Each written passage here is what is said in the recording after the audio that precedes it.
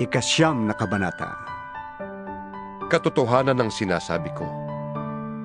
Ako'y kay Kristo at hindi ako nagsisinungaling. Saksi ko ang Espiritu Santo na malinis ang aking budhi sa sasabihin ko sa inyo. Matindi ang aking kalungkutan at di mapawi ang pagdaramdam ng aking puso. Dahil sa aking mga kababayan at kalahi, mamatamisin ko pang ako'y sumpain at mawalay kay Kristo alang-alang sa kanila. Sila'y mga Israelita at binigyan ng Diyos ng karangalang maging mga anak niya. Sa kanila nakipagtipan ng Diyos. Sa kanila rin ibinigay ang kautusan, ang tunay na pagsamba at ang kanyang mga pangako. Sa kanilang mga ninuno at sa kanilang lahi nagmula ang Kristo nang siya'y maging tao. Diyos na kataas-taasan at pinapapurihan magpakailanman. Amen. Hindi nangangahulugang nawala na ng kabuluhan ang salita ng Diyos, sapagkat hindi naman lahat ng mga Israelita ay kabilang sa bayang hinirang niya. At hindi rin ibinibilang na anak ni Abraham ang lahat ng nagmula sa kanya. Ganito ang sinabi ng Diyos: ang magmumula lamang kay Isaac ang ibibilang na lahi mo. Kaya nga, hindi lahat ng anak ni Abraham ay ibinibilang na anak ng Diyos, kundi yun lamang mga saklaw ng pangako ng Diyos. Sapagkat ganito ang pangako: babalik ako sa 1 taon, sa ganito ring panahon, at magkakaanak ng isang lalaki si Sarah. At hindi lamang yun. Kahit naiisa lamang ang ama ng 2 anak ni Rebecca, na walang iba kundi ang ating ninunong si Isaac, ipinakilala ng Diyos na ang kanyang pagpili ay ayon sa sarili niyang layunin at hindi batay sa gawa ng tao. Kaya't bago pa ipanganak ang mga bata at bago pa sila makagawa ng anumang mabuti o masama, ay sinabi na ng Diyos kay Rebecca, maglilingkod ang nakatatanda sa kapatid niyang nakababata. Ayon nga sa nasusulat, minahal ko si Jacob at kinapuotan ko si Esau. Masasabi ba nating hindi makatarungan ng Diyos dahil dito? Hindi. Sapagkat ganito ang sabi niya kay Moises, mahahabag ako sa ibig kong kahabagan at maaawa ako sa ibig kong kaawaan. Maliwanag kung gayon na ang pasya ng Diyos ay nababatay sa kanyang habag, hindi sa kalooban o pagsisikap ng tao. Sapagkat ayon sa kasulatan, ay sinabi niya sa hari ng Ehipto, ginawa kitang hari upang sa pamamagitan mo'y maipakilala ko ang aking kapangyarihan at maipahayag ang aking pangalan sa buong daigdig. Kaya nga, kinahahabagan ng Diyos ang sinumang ibig niyang kahabagan at pinapatigas niya ang ulo ng ibig niyang pagmatigasin. Sasabihin mo naman sa akin, kung gayon, bakit pa sinisisi ng Diyos ang tao? Sino ba ang makakasalungat sa kanyang kalooban? Ngunit ikaw na tao lamang, sino kang mangangahas na sumagot ng ganoon sa Diyos? Masasabi kaya ng tao sa lumikha sa kanya, bakit ninyo ako ginawang ganito? wala bang karapatan ng gumagawa ng palayok na bumuo ng mamahalin o mumurahing sisidlan mula sa isang tumpok ng lupa? Kahit naibig ipakita noon ng Diyos ang kanyang puot at ipakilala ang kanyang kapangyarihan, buong tiyaga pa rin niyang pinagtiisan ang mga taong dapat sanang parusahan at lipulin. Ginawa niya yon upang ipakilala ang kanyang walang kapantay na kadakilaan sa mga taong kanyang kinahabagan, na noong una pa'y inihanda na niya para sa kalwalhatian. Tayo ang mga taong yan. Tayong tinawag niya hindi lamang mula sa mga Hudyo, kundi mula rin sa mga Hintil. Ganito ang sinasabi niya sa aklat ni Osias. Iyong dating hindi ko bayan ay aking tatawaging bayan ko. At ang dating hindi ko mahal ay aking tatawaging mahal ko. At ang sinabihang kayo'y hindi ko bayan ay tatawaging mga anak ng Diyos na buhay. Ito naman ang ipinahayag ni Isaias tungkol sa Israel. Kahit na maging kasindami ng buhangin sa dagat ang bilang ng mga anak ni Israel, kaunti lamang sa kanila ang maliligtas, sapagkat mahigpit at mabilis na hahatulan ng Panginoon ang daigdig. Si Isaias din ang nagsabi, Kung ang makapangyarihang Panginoon ay hindi nagtira ng ilan sa ating lipi, tayo sana'y naging gaya ng Sodoma at naging tulad ng Gomora. ano ngayon ang masasabi natin? Ang mga hintil na hindi nagsikap na maging kalugod-lugod sa Diyos ay kinalugdan niya? Sila ay pinawalang sala niya sa pamamagitan ng pananampalataya. Ngunit ang Israel naman na nagsikap na maging kalugod-lugod sa Diyos sa pamamagitan ng kautusan ay nabigo. Bakit? Dahil sinikap nilang kalugdan sila ng Diyos sa pamamagitan ng mga gawa at hindi sa pamamagitan ng pananampalataya sa Kanya. Natisod sila sa batong katitisuran ayon sa nasusulat. Naglalagay ako sa Siyon ng batong katitisuran, isang malaking bato na kanilang kadadapaan. Ngunit ang sumasampalataya sa Kanya ay di mabibigo. 10 Kabanata. Mga kapatid, ang pinakananais ko at idinadalangin sa Diyos ay maligtas ang Israel, sapagkat saksi akong sila'y nagsisikap na maging kalugod-lugod sa Diyos. Mali nga lamang ang kanilang naging batayan, dahil hindi nila alam ang pagiging matuwid na mula sa Diyos. Kaya sinisikap nilang gumamit ng sarili nilang pamamaraan, sa halip na sundin ang pamamaraang itinakda ng Diyos.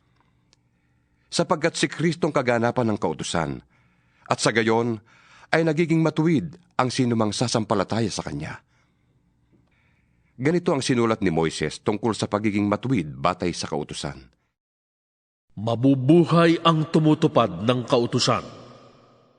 Ngunit ganito naman ang sinasabi tungkol sa pagiging matuwid batay sa pananampalataya. Huwag mong sabihin sa iyong sarili, sino ang aakyat sa langit? Na para bang ibig pababain si Kristo. Huwag mo ring sabihin, sino ang mananaog sa kailaliman? Na para bang ibig ibangon si Kristo mula sa mga patay. Sapagkat ganito ang sinasabi. Malapit sa iyo ang salita. Nasa mga labi mo na at nasa iyong puso. Ang tinutukoy dito ay ang salitang ipinangangaral namin tungkol sa pananampalataya. Kung ipaahayag ng iyong labi na si Jesus ay Panginoon at buong puso kang sasampalataya na siya'y muling binuhay ng Diyos, maliligtas ka. Sapagkat sumasampalataya ang tao sa pamamagitan ng kanyang puso. At nang sa gayon ay nagiging matuwid at nagpapahayag siya sa pamamagitan ng kanyang labi at sa gayon ay naliligtas. Sabi nga ng kasulatan, Hindi mabibigo ang sinumang sumasampalataya sa Kanya. walang pagkakaiba ang katayuan ng Hudyo at ng Hintil. Iisa ang Panginoon ng lahat, at siya'y masaganang magbigay sa lahat ng tumatawag sa Kanya. Sapagkat sinasabi sa kasulatan, Maliligtas ang lahat ng tumatawag sa Panginoon. ngunit paano sila tatawag sa Kanya kung hindi sila sumasampalataya? Paano silang mananampalataya kung wala pa silang napakinggan tungkol sa Kanya? Paano naman silang makapakikinig kung walang mangangaral sa kanila? At paano makapangangaral ang sinuman kung hindi sila sinugo? Ayon sa nasusulat, O kay inam na pagmasdan ang pagdating ng mga may dalang magandang balita. ngunit hindi lahat ay tumanggap na magandang balita, gaya ng sinulat ni Isaias. Panginoon, sino ang naniwala sa pahayag namin? Kaya't ang pananampalataya ay bunga ng pakikinig. At ang pakikinig naman ay bunga ng pangangaral tungkol kay Kristo. Ngunit ang tanong ko'y, hindi kaya sila nakapakinig? Oo, sila'y nakapakinig, sapagkat nasusulat. Abot sa lahat ng dako ang kanilang tinig, at ang mga salita nila'y laganap sa sanlibutan. Ito pa ang isa kong tanong. Hindi kaya nakaunawa ang bansang Israel? Noon pa'y sinagot na ito ng Diyos sa pamamagitan ni Moises. Gagamitin ko ang mga taong hindi man lamang isang bansa upang kayo'y inggitin. gagamitin ko ang isang bansang hangal para kayo'y galitin. Buong tapang namang ipinahayag ni Isayas ang sinabi ng Diyos. Natagpuan ako ng mga hindi naghahanap sa akin. Ako'y nagpahayag sa mga hindi nag-uusisa tungkol sa akin. Subalit, tungkol naman sa Israel, ay sinabi niya, Maghapon akong nananawagan sa isang bansang matigas ang ulo at mapaghimagsik. 11 kabanata. Ito ngayon ang tanong ko. Itinakwil na nga kaya ng Diyos ang kanyang bayan? Hindi. Ako'y isang Israelita rin, mula sa lahi ni Abraham at kabilang salipi ni Benjamin. Hindi itinakwil ng Diyos ang kanyang bayan na sa simula pa'y hinirang na niya. Hindi ba ninyo alam ang sinasabi ng kasulatan tungkol kay Elias? Dumaing siya sa Diyos dahil sa ginagawa ng Israel. Panginoon, Sabi niya, pinatay nila ang iyong mga propeta at giniba ang iyong mga dambana. Ako na lamang ang natitira at ibig pa nilang patayin. ngunit ano ang sagot sa kanya ng Diyos? Nagtira ko ng 7,000 lalaking hindi sumamba sa Diyos-Diyosang si Baal. Ganoon din sa kasalukuyan. Mayroon pang nalalabing mga hinirang ng Diyos dahil sa kanyang kagandahang loob.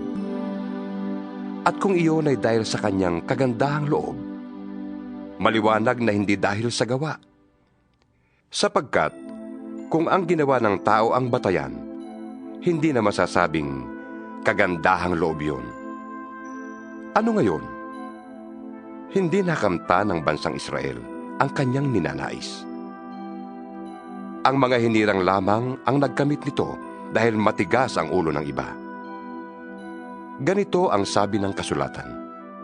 Binigyan sila ng Diyos ng manhid na diwa, mga matang hindi makakita, at mga tengang hindi makarinig hanggang sa panahong ito. At sinabi rin ni David, Maging bitag at patibong nawa ang kanilang pagpipista, isang katitisuran at parusa sa kanila. Lumabo nawa ang kanilang mata nang hindi sila makakita, at sila'y makuba sa hirap habang nabubuhay. ito naman ang tanong ko ngayon. Ang pagkatisod ba ng mga Israelita ay nangangahulugang sila'y tuluyan ng bumagsak? Hindi. Sa halip, dahil sa kanilang kasalanan, ang kaligtasan ay nakarating sa mga hintil upang mainggit ang mga Israelita sa mga ito. Ngayon, kung ang kasalanan ng mga Israelita ay nagdulot ng masaganang pagpapala sa sanlibutan, at kung ang kanilang pagbagsak ay nagdulot ng masaganang pagpapala sa mga hintil, ay di lalo na kapag nagbalik loob sa Diyos ang buong Israel. Ito naman ang sasabihin ko sa inyo, mga hintil. Yamang ako'y apostol ninyo, ipinagmamalaki ko ang aking tungkulin. Ginagawa ko ito upang inggitin ang aking mga kababayang Hudyo, at nang sa gayon ay maligtas ang ilan man lamang sa kanila. Kung ang pagkatakwil sa kanila ay naging daan upang maibalik sa Diyos ang sanlibutan, ang muling pagtanggap sa kanila ng Diyos ay matutulad sa muling pagkabuhay ng patay. Kung ang unang tinapay ay inihandog sa Diyos, ang lahat ng tinapay na mula sa masang pinagkunan noon ay para na ring inihandog sa Diyos. At kung ang ugat ng punong kahoy ay inihandog sa Diyos, gayon din ang mga sanga nito. Kung pinutol ang ilang sanga ng punong ulibo, at ikaw na sanga ng ulibong ligaw, ang idinugtong sa puno upang makabahagi sa buhay na nanggagaling sa ugat ng punong ito, huwag kang magmalaki sa mga sangang pinutol. Alalahanin mong hindi ikaw ang bumubuhay sa mga ugat. Ang mga ugat ang bumubuhay sa iyo. Sasabihin mo naman, pinutol ang mga sanga upang ako'y maidugtong. Totoo yan. Pinutol sila dahil hindi sila sumampalataya sa Diyos. At ikaw naman ay idinugtong dahil sumampalataya ka sa Kanya. Kaya't huwag kang magmataas, sa halip ay matakot ka. Sapagkat kung ang mga tunay na sanga ay hindi pinanghinayangan ng Diyos, ikaw pa kaya ang panghihinayangan niya? Dito'y makikita natin ang kabutihan at kabagsikan ng Diyos. Naging mabagsik siya sa mga hindi nananalig sa Kanya. Subalit, mabuti siya sa inyo kung mananatili kayo sa Kanyang kabutihan. Kung hindi, kayo may puputulin din. Ang mga Hudyo'y idudugtong niyang muli sa puno kung sila ay sasampalataya. Sapagkat kayang gawin yon ng Diyos. Kung ikaw na sangang galing sa ulibong ligaw ay naidugtong sa tunay na ulibo, kahit nasalungat ang ganoon sa takbo ng kalikasan, lalo pang madaling idugtong sa puno ang mga tunay na sanga nito. Mga kapatid, isang hiwaga ang ibig kong malaman ninyo upang hindi maging mataas ang palagay ninyo sa inyong sarili. Ang pagmamatigas ng Israel ay pansamantala. Tatagal lamang yon hanggang sa mabuo na ang takdang bilang ng lahat ng mga hintil na lalapit sa Diyos.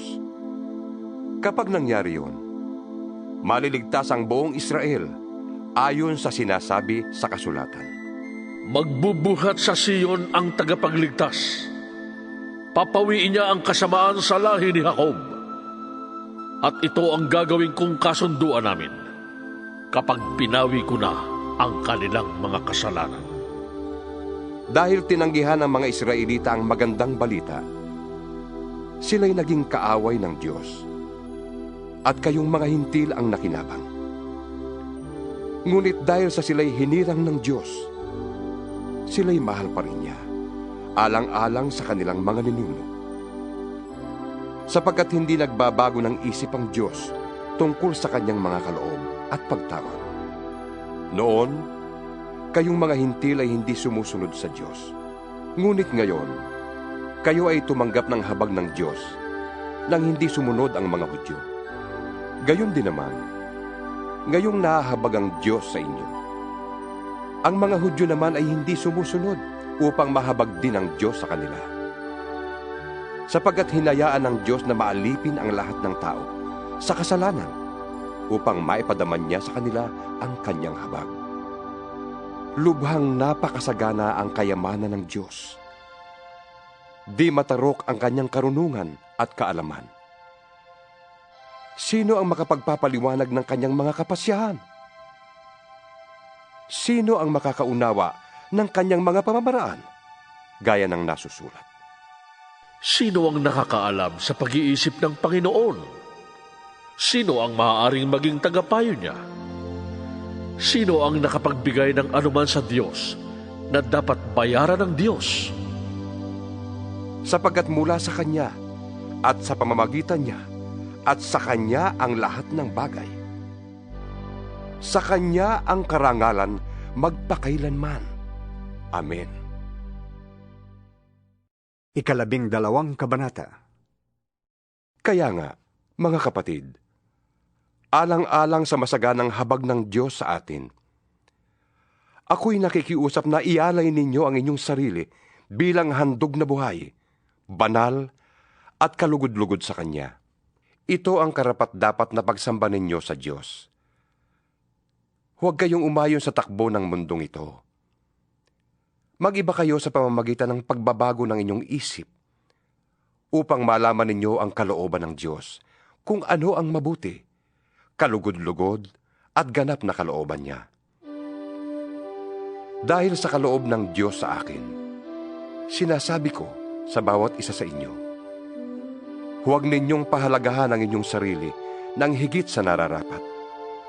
Sa halip, pakaisipin ninyong mabuti ang tunay ninyong katayuan, ayon sa sukat ng pananampalatayang ipinagkaloob ng Diyos sa bawat isa sa inyo. Kung paanong ang katawan ay binubuo ng maraming bahagi at magkakaiba ng gawain ang bawat isa, gayon din naman, kahit na tayo'y marami, nabubuo tayo sa iisang katawan ni Kristo. At tayong lahat ay bahagi ng isa't isa. Tumanggap tayo ng iba't ibang kaloob ayon sa kagandahang loob ng Diyos. Kaya't gamitin natin ang mga kaloob na yan. Kung ang ating kaloob ay pagsasalita ng pahayag mula sa Diyos, magpahayag tayo ayon sa sukat ng ating pananampalataya. Kung paglilingkod ang ating kaloob, maglingkod tayo. Magturo ang tumanggap ng kaloob sa pagtuturo. Magpalakas ng loob ang may kaloob sa pagpapalakas ng loob. Kung pag-aabuloy ang iyong kaloob, mag-abuloy ka ng buong kaya. Kung pamumuno naman, mamuno ka ng buong sikap. Kung pagkakawang gawa ang iyong kaloob, gawin mo yan ng buong galak. Maging tunay ang inyong pagmamahalan.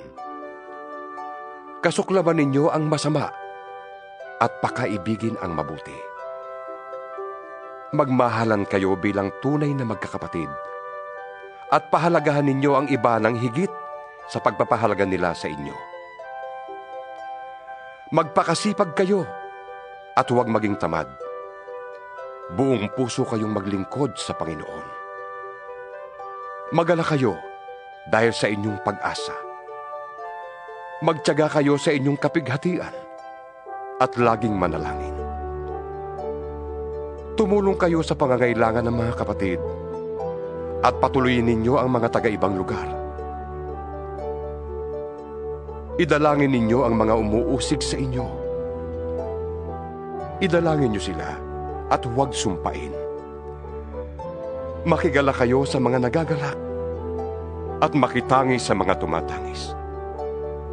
Magkaisa kayo ng damdamin. Huwag kayong magmataas. Sa halip ay makisama kayo kahit sa mga dukha. Huwag ninyong ipalagay na kayo'y napakarunong. Huwag ninyong gantihan ng masama ang masama. Sikapin ninyong mamuhay ng marangal hanggat maaari. Makisama kayo ng maayos sa lahat ng tao. Mga minamahal, huwag kayong maghihiganti.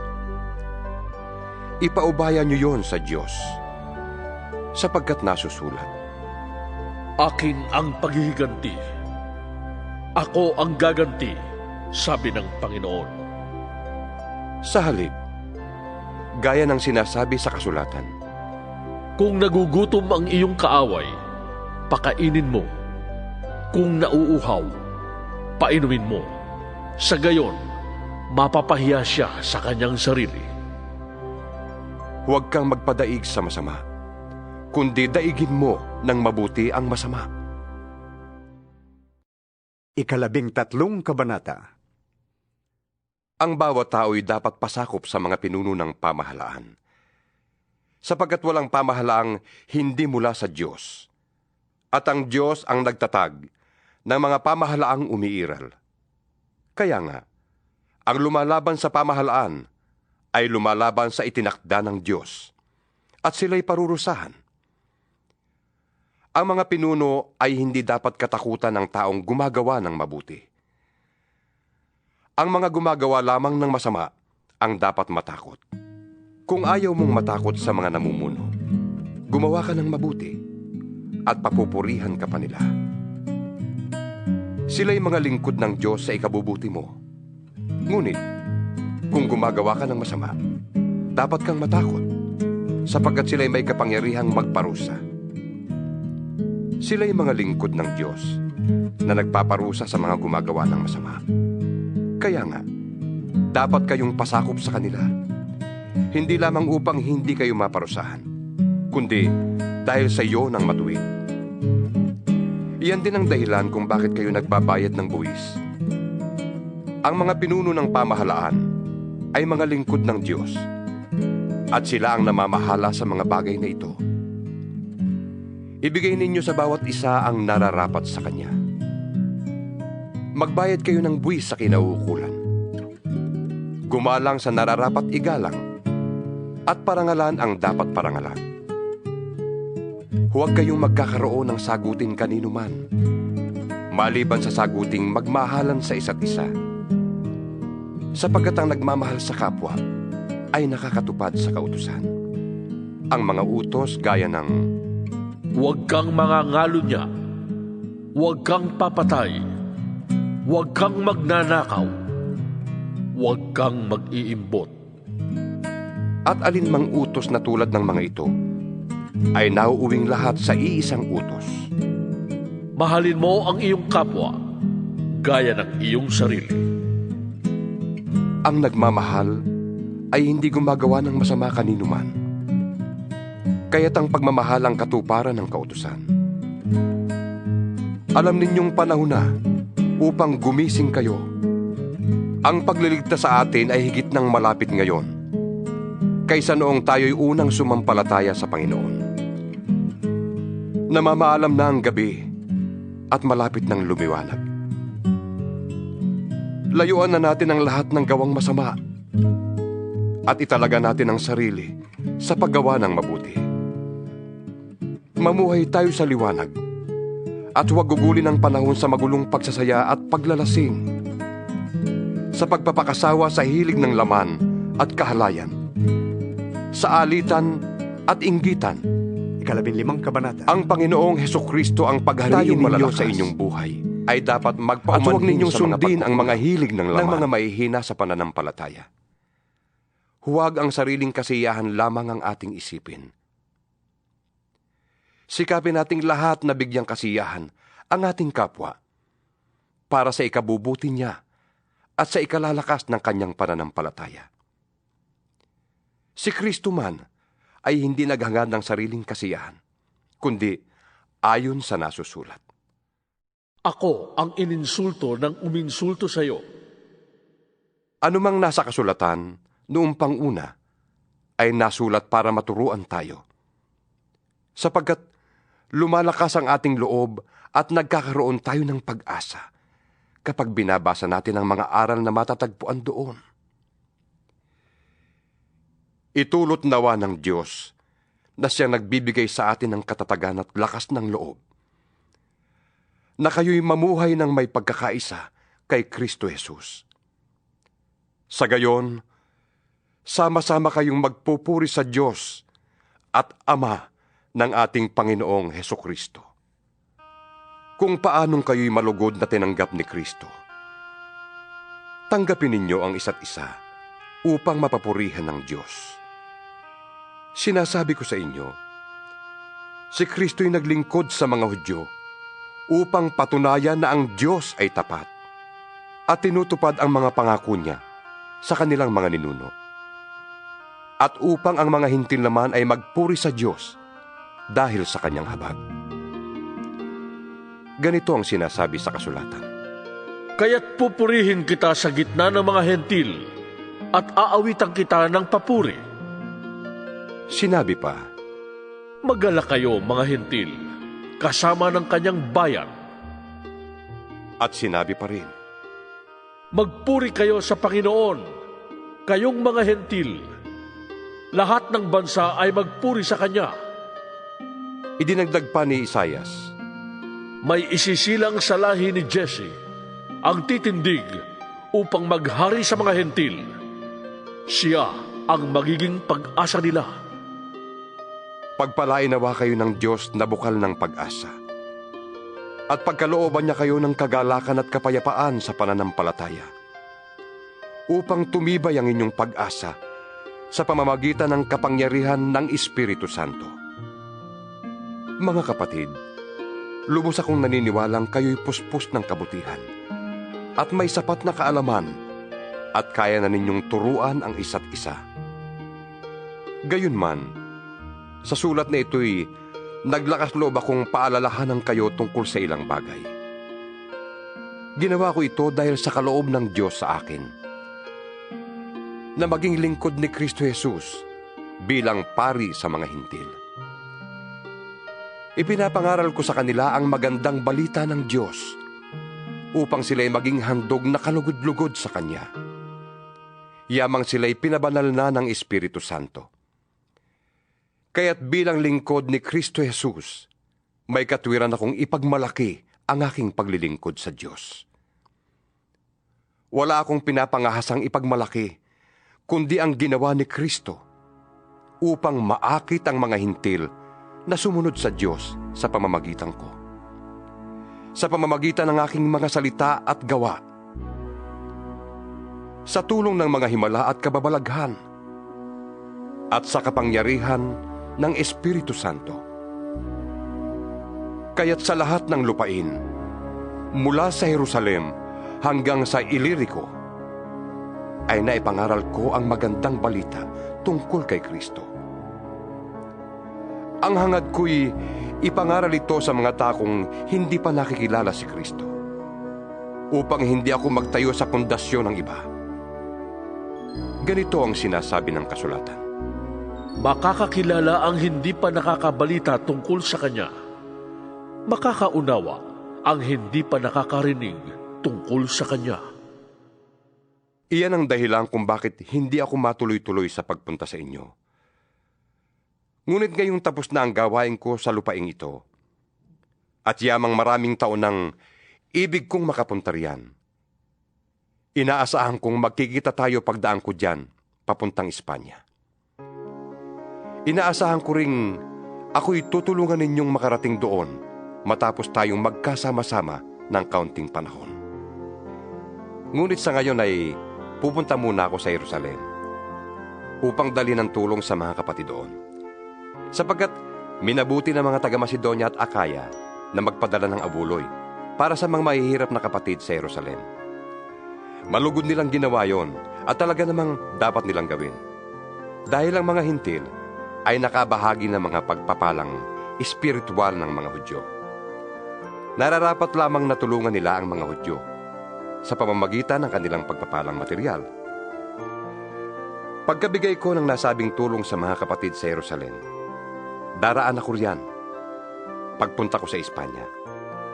Naniniwala akong pagpunta ko riyan ay taglay ko ang masaganang pagpapala ni Kristo. Nakikiusap ako sa inyo mga kapatid, alang-alang sa ating Panginoong Hesukristo at sa pag-ibig ng Espiritu.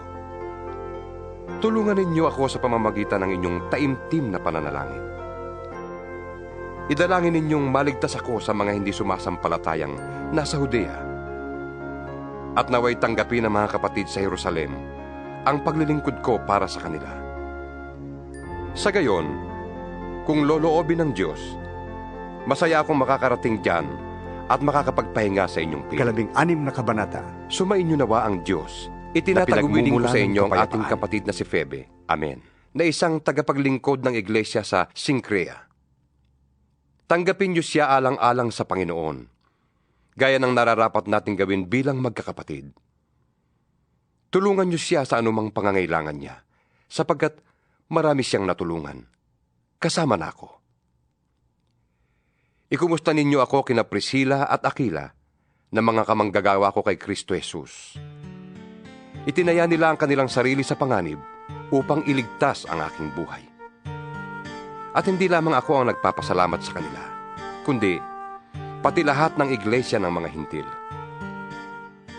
Ikumusta rin ninyo ako sa iglesyang nagtitipon sa kanilang bahay. Ipaabot din ninyo ang aking pangungumusta sa mahal kong kaibigan na si Epeneto, na siyang unang nanalig kay Kristo doon sa Asya. Ikumusta ninyo ako kay Maria na nagpakahirap sa paglilingkod para sa inyo.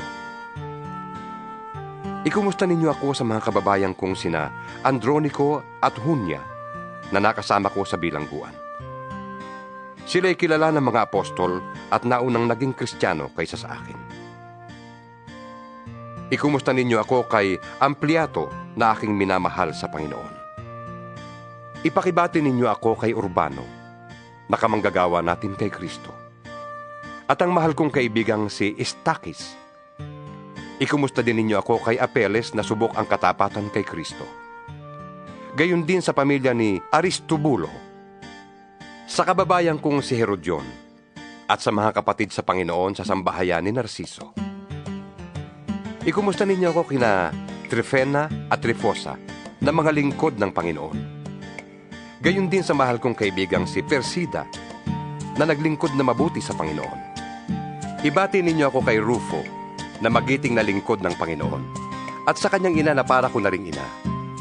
Ikumusta rin ninyo ako kina Asincrito, Flegonte, Hermes, Patrobas, Hermas, at sa mga kapatid na kasama nila. Ibati ninyo ako kina Filologo, Julia, Nereo, at sa kanyang kapatid na babae. Gayon din kay Olimpas at sa lahat ng kapatid na kasama nila. Magbatian kayo bilang magkakapatid. Binabati kayo ng lahat ng mga iglesia ni Kristo. Nakikiusap ako sa inyo, mga kapatid. Mag-ingat kayo sa mga lumilikha ng pagkakampi-kampi at nagiging sanhi ng pagtalikod sa mga aral na tinanggap ninyo. Iwasan ninyo sila. Ang mga taong gayon ay hindi kay Kristong Panginoon natin naglilingkod, kundi sa kanilang pansariling hangarin. Inililigaw nila ang mga may mahinang pag-iisip sa pamamagitan ng kanilang magaganda at matatamis na pangungusap. Kahit na balitang-balita ang inyong pagkamasunurin kay Kristo, bagay na ikinagagalak ko. Ibig kong maging matalino kayo tungkol sa mga bagay na mabuti, at walang malay naman sa masama. Ang Diyos ang bukal ng kapayapaan. Malapit na niyang ipalupig sa inyo si Satanas. Pagpalain kayo ng ating Panginoong Hesus. Binabati kayo ni Timoteo na aking kamanggagawa. Gayon din ang mga kababayan kong sina Lucio, Jason, at Sosipatro. Akong si Tercio, na tagasulat ng liham na ito, ay bumabati rin sa inyo sa pangalan ng Panginoon. Kinukumusta kayo ni Gayo na tinutuluyan ko. Sa bahay niya nagtitipon ang buong iglesia. Kinukumusta rin kayo ni Erasto na ingat yaman ng lungsod, at ng ating kapatid na si Cuarto. Purihin nawa ang Diyos na makapagpapatibay sa inyo sa pamamagitan ng magandang balita tungkol kay Hesukristo na ipinapangaral ko. Ang magandang balitang yan ay isang hiwagang nalihim sa loob ng mahabang panahon. At sa utos ng walang hanggang Diyos ay nahayag ngayon sa lahat ng bansa sa pamamagitan ng mga sinulat ng mga propeta, upang ang lahat ay magpasakop kay Kristo. Naway papurihan magpakailanman ng Diyos na tanging marunong sa lahat, sa pamamagitan ni Hesukristo. Amen.